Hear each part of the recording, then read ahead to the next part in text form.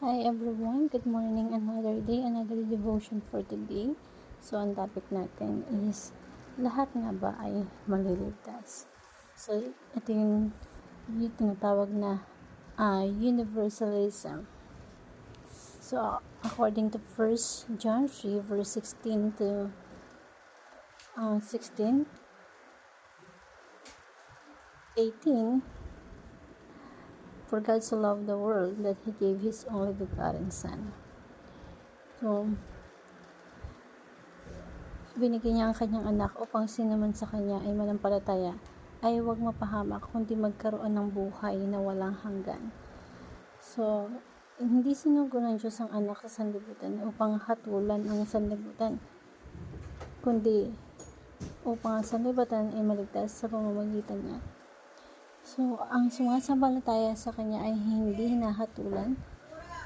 Kung nananampalataya ka sa ating Panginoon, hindi ka hahatulan. Ngunit ang hindi sumasampalataya ay hinatulan na. If you don't believe in Jesus Christ, is meron ng judgment sa'yo. Meron yung judgment sa mga taong nagre-reject or tumatalikod or hindi nananampalataya sa ating Panginoon. Sapagkat hindi siya sumasampalataya sa pangalan ng tanging anak ng Diyos. So, ang katuruan natin is number 1, those who reject Christ will not be saved. Ang isang tao, after na makaparinig ng ebanghelyo at sinabi niya ayaw kong maniwala dyan, that person cannot be saved. Unless dumating ulit yung time na mag-serve sa kanya at nanampalataya siya sa Panginoon, that person is saved. Pero as long as you reject the message of the gospel, you reject Jesus Christ, it is impossible for someone who reject Christ and be saved.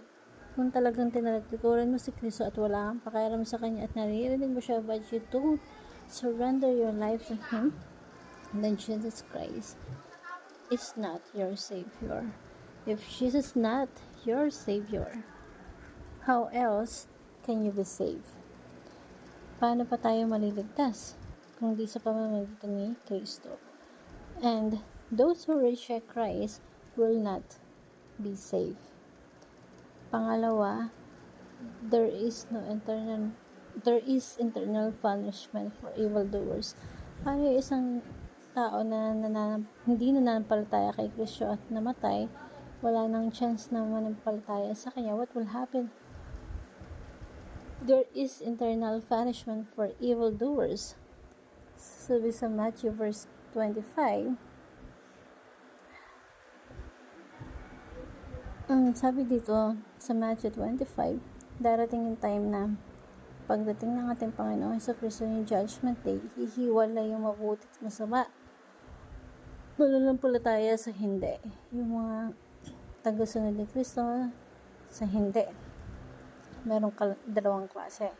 Isang believers or a group of believers or isang group of unbelievers. Pero sinabi dito, He will say to those on His left, depart from me. Doon sa isang grupo na hindi mananampalataya, ang sasabihin na pang, depart from me, lumayo ka sa akin. Then, He will say to those who's on His right, depart from me, you are cursed into the eternal fire. Meron palang eternal fire or walang hanggang apoy, prepared for the devil and his angels. So, yung lugar na yon, ano man ang itsura nun, tinatago doon yung eternal fire at ito ay nilaan para sa mga diablo at sa mga kampo ni Satanas. Prepare for the devil and his angels.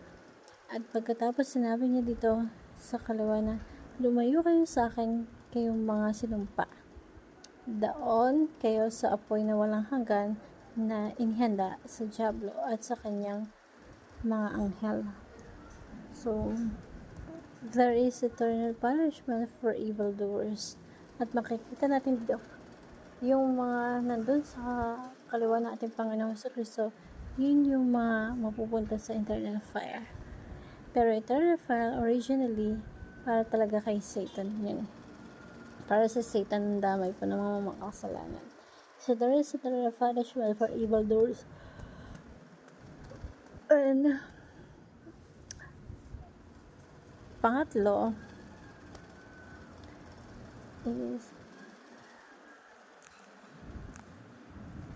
sabi sa Matthew, pangatlong teaching natin, ayan, tingnan natin yung ating, the gospel is necessary for salvation.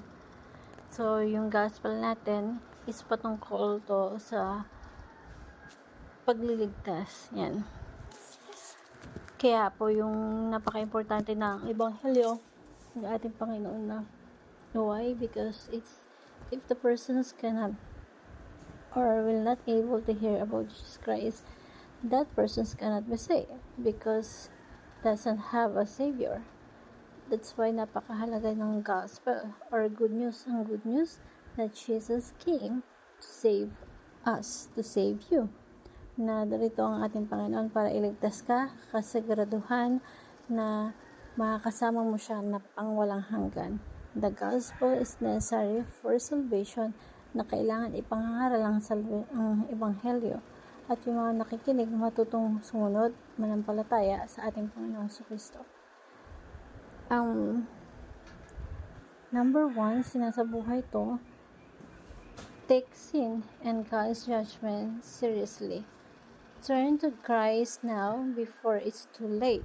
So, huwag mong hayaan na maging too late pa bago ka pa mag-isip. Ngayon pa lang, gumawa ka na ng paraan. Tell the good news of Christ with somebody today. So, huwag mong hayaan na alam mo yung good news, yung gospel na meron tayo. I-share mo na sa iba, lalo na sa family mo, sa friends mo, sa community na meron ka. Hope you learned something. Thank you everyone and God bless.